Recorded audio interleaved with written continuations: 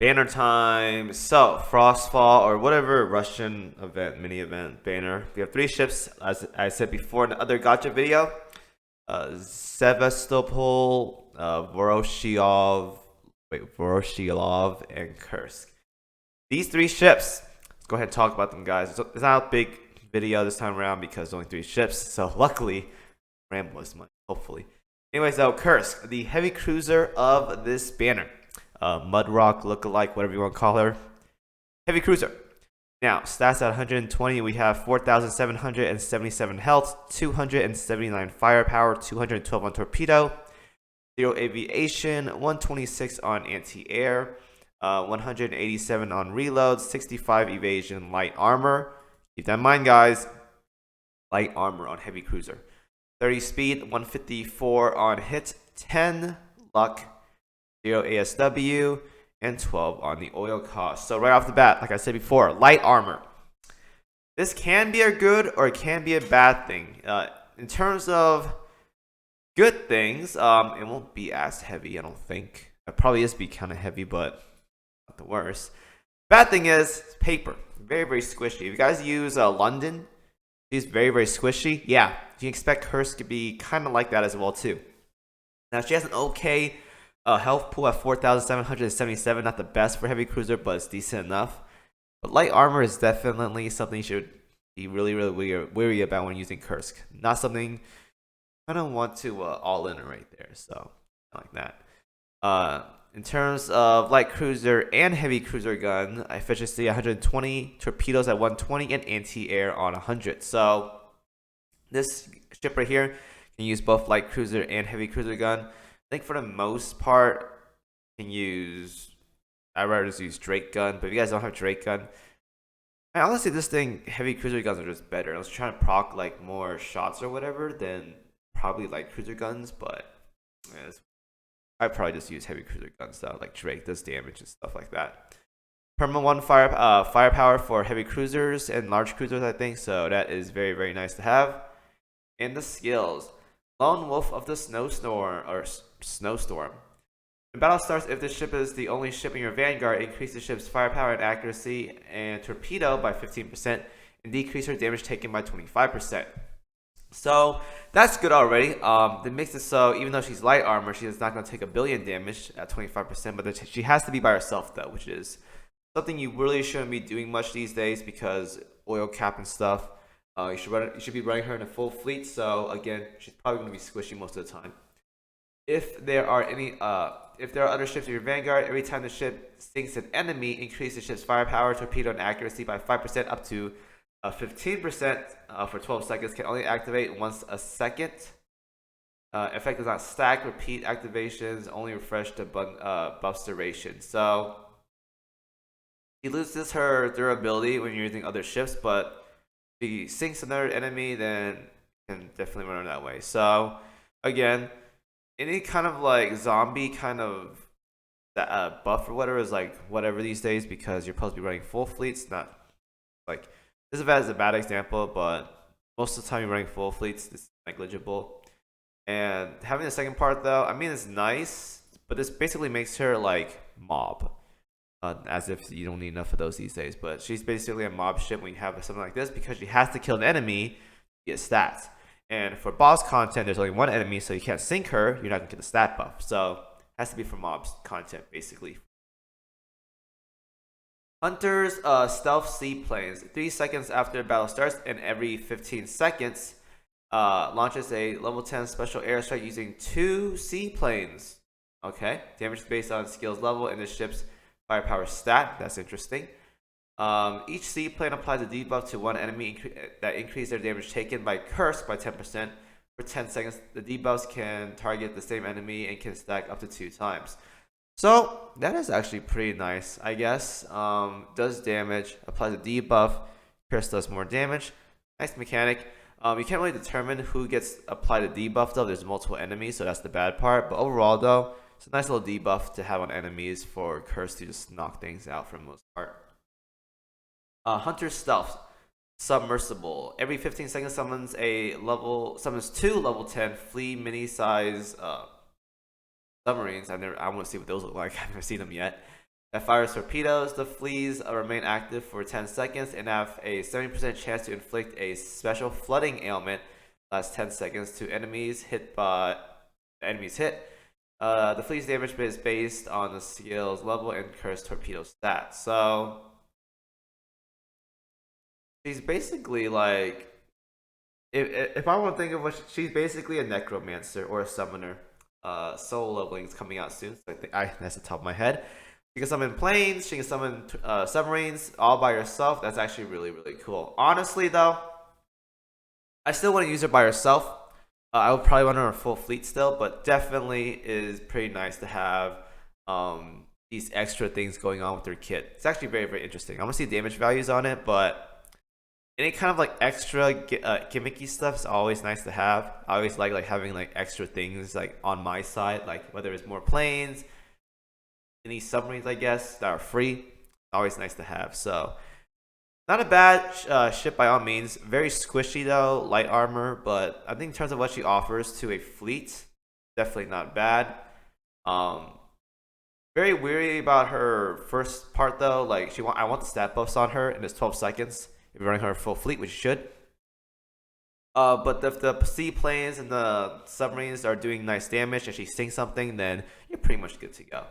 Honestly, most sorties nowadays for mob kind of don't last more than like 40 seconds. So if you get this off like once or twice, then you should be okay for the most part. I'm a terrible ship, but I'm not a big fan of heavy cruiser these days because it's hard to use them properly. So it's not a bad ship, I guess. I'll give it not a bad ship. Definitely is very good for like most players though that do need game and aren't light. All right, light cruiser Voroshilov, 4,378 health, 143 on the firepower, 196 on torpedo, 0 aviation, 400 on anti-air, very high by the way, 187 on reload, 144 on evasion, light armor, 36 speed, 157 on the hit, 52 luck, 154 on ASW, and 11 on the oil cost. So once again, we have another high anti-air light cruiser in the game. Very, very nice to have. Always nice to have good anti-air ships in the game because just like a lot of new players in the game, they lack the ships to go into World 12, World 13. These are just nice ships to have to make your life much easier in Chapters 12 and Chapter 13. So can't go wrong with that. Now in terms of efficiency, light cruiser got 150, the torpedo is 135, and anti-air is 110. Across the board, okay. I kind of wish the efficiency on anti-air was a bit higher, but that's all right, perfectly okay. At 120, she gives 1+1 evasion for light cruisers. It's all right to have, I guess. Not the best stat, but whatever. And the first skill, Voroshilov's Ice Bind.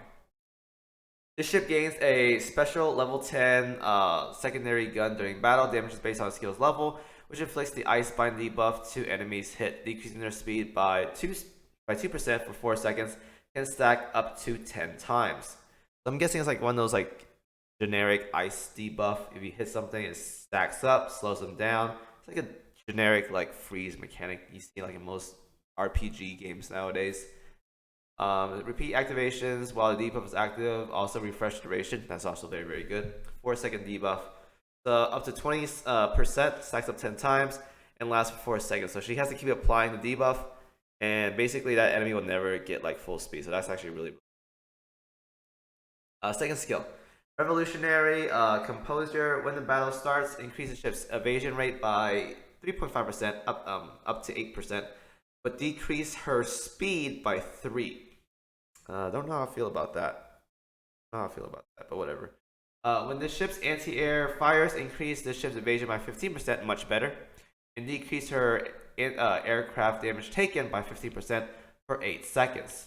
This effect activates once every 20 seconds. So I feel this is going to pair very well with the very, very recent ship. Like I talked about, you guys talked about before, Scylla is a very, very good anti-air ship. So if you guys want to do a very, very nice combo, Scylla Voroshilov can definitely be a nice combo going into Chapter 13 hard, or you're just Chapter 12 and 13 in general, because she has some nice damage reduction, nice evasion, pretty nice anti-air, which is lower than Scylla. And Scylla can buff anti-air in general, so good evasion buff, Anti-air buff, damage reduction. Definitely nice to have. Definitely good combo as well too with Scylla, which was a recent ship we had a few weeks ago. Yeah, very nice to have. And lastly, Sevastopol, elite battleship. At 120, 6,491 health, 324 firepower, 0 torpedo, 0 aviation, 209 on the anti-air, 149 on reload, 33 evasion, heavy armor, 24 speed, 62 hit, 88 luck, 0 ASW, and 14 oil cost. Nothing impressive, very low on firepower, but that's just elite for you guys in a nutshell. Here's efficiency. 130 on BB, 200 on CLDD, and 100 on anti-air, average across the board. +1 firepower, perma firepower at 120. Always nice to have, very good. In terms of skill, when this ship fires her main guns, 50% chance, which is terrible, to fire a level 10 special barrage based on skills damage. Increase the damage of your battleships by 8% for 10 seconds. So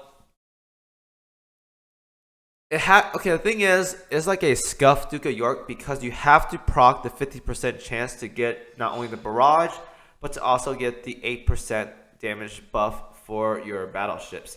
And even then, you have to bring in Sevastopol, which is a negative damage dealer in general compared to many battleships in the game. So you're not getting much value out of this buff, even though you're bringing Sevastopol in here, because not only does she do little damage, she's not reliable as well too. Honestly, just get Duke of York. She does the job much better than Sevastopol and gets the job done. Otherwise, if you guys have Vanguard, don't even think about this ship at all. Don't even bother with it.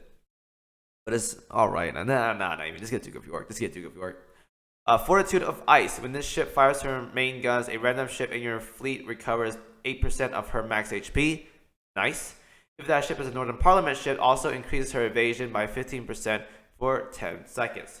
So, if this, you can stack this up with Voroshilov, and she gets basically 30% evasion. Her base evasion as of right now is 144, so actually pretty good. Not gonna lie, that's actually pretty good. These two compare really well if you guys want to. But honestly though, I wouldn't use her. I would use Duke of York if I need like an actual buffer or something. Most part. So, in terms of this banner, let's go ahead and talk about the ships in general and rate them. Kursk definitely has some interesting kit. I'm always a fan of like these necromancer summoner builds that people run in games. So having a ship that can do something like that is pretty cool. Seaplanes, submarines, very nice. Her biggest downside is that she has light armor, and she has a buff where if you're not running her solo, which you shouldn't, she has to sink an enemy to get this buff. The 15% torpedo accuracy, she has to kill something. If she doesn't, then you won't get much value out of this buff. It's kind of whatever. But in terms of what she offers, though, the summon stuff is actually nice to have. +1 perma firepower as well for heavy cruisers and large cruisers, but light armor though. I wouldn't have her as a main tank. I would have her like a secondary tank, like have her in the back or something. Get like an actual tank if you want to use Kursk for whatever reason. But I wouldn't make Kursk an actual main tank though. She's like an off tank if anything. Voroshilov, so anti-air. That's basically her main gimmick. She has a slow as well too. That's very cool. Stacks up. That's also very interesting. Overall, though, I would probably only use her for Chapter 12 and 13. Compare very well with Scylla as well, too. One of the best anti-air, if not the best anti-air ship in the game as of right now. So, having those two together will make your life much easier for Chapters 12 and Chapters 13. And as for Sevastopol, nothing really crazy about this ship. She's just a watered-down Duke of York. If you guys actually want a buffer for your battleships, get Duke of York. If you guys don't already have her, much better option compared to Sevastopol. And if you guys need healers, run like something that can heal that's better, like Arizona Meta or something, I guess. Something can heal if you want heals for whatever reason. But she's just a watered down version of those ships. I wouldn't bother too much about it. The only main thing about Sevastopol, like what you really want, is the +1 firepower for battleships. That's the most important thing right there. So in terms of priority and if you should pull for them, honestly, this banner, again, I've said it many times, New Jersey's rerun is right around the corner. If you guys are low on cubes, definitely not worth pulling for. Otherwise, if you guys want any ships or whatever, these ships are nice to have. They're not mandatory. Don't go for any of these. They're like not like super spectacular. If you really want to go for min-maxy stuff though, having +1 firepower for battleships is definitely nice to have. So Sevastopol is very nice for that department. Otherwise though, Kursk, Voroshilov is just middle of the pack. as of right now. And that's pretty much it. So overall, this banner definitely has some nice looking girls. They have some very, very nice skins, might I add, like crazy good skins. So can't really argue about that whatsoever. But in terms of performance though, there are probably much better ships out there for what these ships can do. And you probably won't be missing them much if you guys don't use them at all in actual combat. Pretty much ships. Holy crap, that costs 1880 gems. Jeez, that's a lot. Okay, whatever. Anyways, nice looking ships for skins. Otherwise, performance, whatever. So that's it for that video, guys. Hope y'all enjoy it. Good luck on your banner pulls. Save your cubes if you guys are low for New Jersey's rerun coming up eventually. And I'll see you guys next video. Thanks for watching as always.